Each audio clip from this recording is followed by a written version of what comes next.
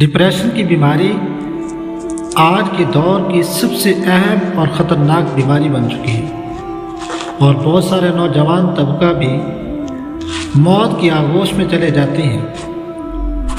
تو ڈپریشن کی علامات میں سے سب سے پہلی علامت مسلسل رہنے والی اداسی، کہ انسان مسلسل اداس رہتا ہے جس کی وجہ سے ڈپریشن کا شکار ہوتا ہے اور بالآخر موت تک انسان پہنچ جاتا ہے۔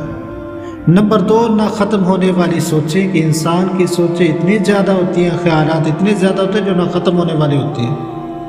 نمبر 3، خود اعتمادی کی کمی، کہ انسان کو اپنے اوپر اعتماد ختم ہو جاتا ہے کہ میں کچھ نہیں کر سکتا، جبکہ اللہ پاک نے انسان کو بے شمار صلاحیتوں سے نوازا ہے۔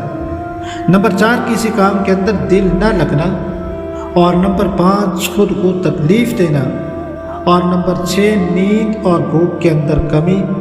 یہ اتنی زیادہ علامات خطرناک ہیں کہ انسان کو ڈپریشن کا شکار بناتی ہیں اور بالآخر موت کے آغوش کے اندر انسان کو ڈال دیتی ہیں، اور اس میں نوجوان طبقہ بہت زیادہ ملوث ہے۔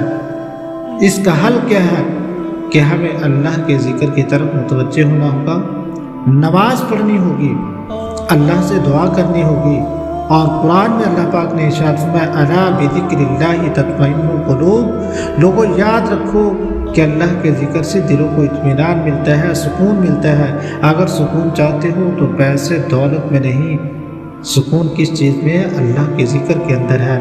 تو ہمیں اللہ کے ذکر کی طرف متوجہ ہونا ہوگا۔